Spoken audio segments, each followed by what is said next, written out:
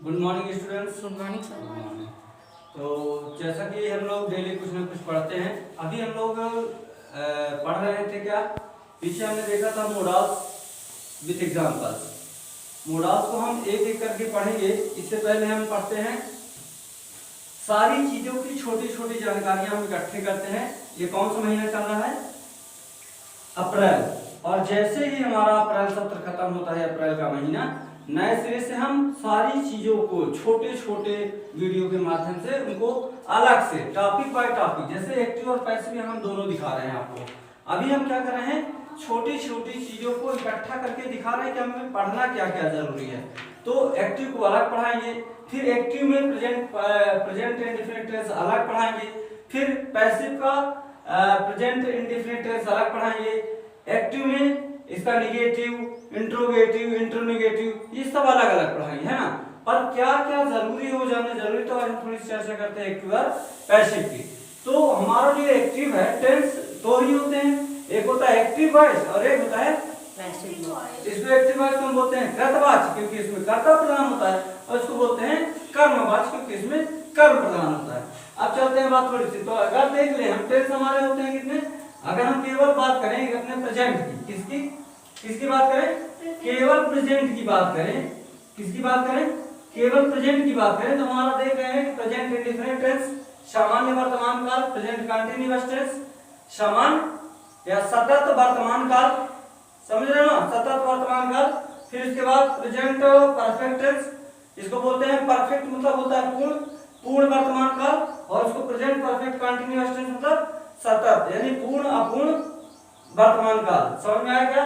सामान्य वर्तमान काल, फिर अपूर्ण वर्तमान काल, पूर्ण वर्तमान काल, और इसको कहते हैं पूर्ण अपूर्ण वर्तमान काल। इतनी हिंदी जानना जरूरी नहीं, पर लेकिन फिर भी जान लेना चाहिए, जरूरी है। तो इसमें हमने देखा कि प्रेजेंट इंडेफिनिट टेंस का एक्टिव का जो हमारा स्ट्रक्चर होता है वो होता है सब्जेक्ट प्लस वर्ब का फर्स्ट फॉर्म प्लस एस या S plus object plus other verb.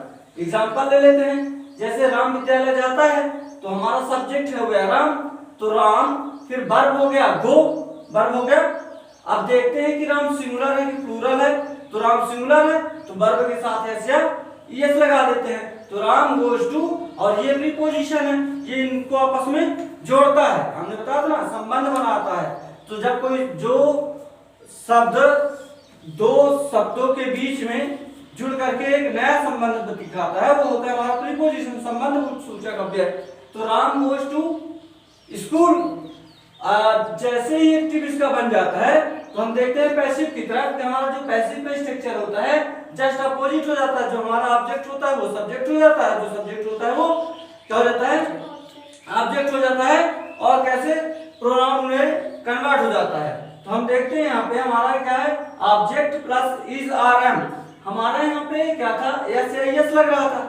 हमारा जब जैसे ही हम पैसिव वॉइस में जाते हैं, तो हमारा जो ये बी फॉर्म है इज आर एम, यहाँ पे इज आर एम लग जाएगा। तो विद्यालय राम के द्वारा जाया जाता है, स्कूल इज, स्कूल चूंकि सिंगुलर नाउन है, तो school is gone by verb का थर्ड फॉर्म, और बाय लगेगा। सबसे बड़ी बात यहाँ क्या लग रहा है, बाय लग रहा है, तो school is gone by Ram, ऐसे ही इसका बन जाता है। तो ये प्रेजेंट इंडेफिनिट का, अब इसका हम निगेटिव बना सकते हैं, और इसका हम इंट्रोगेटिव बना सकते हैं, और इसका हम इंट्रोनेगेटिव बना सकते हैं। तो इसके हम किसकी बात कर लें, यदि हम इसमें चले जाएं और हमारा इसका निगेटिव बनेगा, तो Ram does not go to school बनेगा, बनेगा कि नहीं बनेगा, Ram does not go to school. और इसका क्या बन जाएगा, अगर हम यहां देख लें तो इसका बनेगा school is not gone by Ram.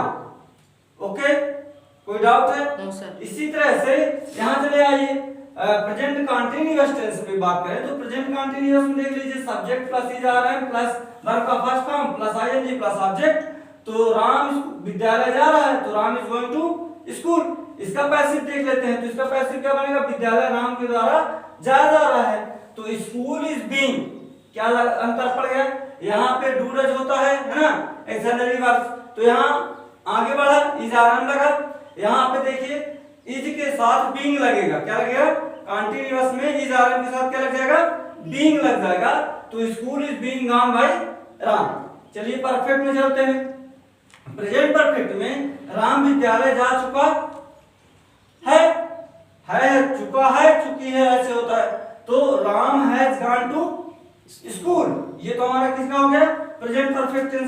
Active voice. इसका पैसिव देख लेते हैं, क्या होगा? School has been gone by Ram. Clear एकदम? यस। ठीक है। अब जो मेन बात है वो कि इनके सबके हमने बना दिए हैं क्या? अफर्मेटिव। आपको बनाना है निगेटिव, इंट्रोगेटिव और इंट्रोनेगेटिव। आगे चलते हैं लास्ट में प्रेजेंट परफेक्ट कंटीन्यूअस टेंस देखते हैं।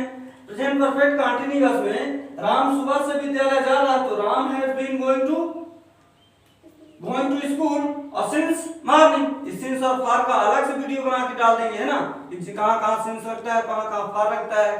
तो जब हम वो पढ़ाएंगे आपका क्या कहते हैं preposition on, in, on, to, उसके साथ कहीं ना कहीं इसको सिंस और फॉर भी समझा देंगे, ठीक है। लेकिन इसके साथ साथ एक चीज और है कि हम देख पा रहे हैं कि प्रेजेंट परफेक्ट कंटीन्यूअस का पैसिव वॉइस नहीं बनता है। Okay, thank you sir.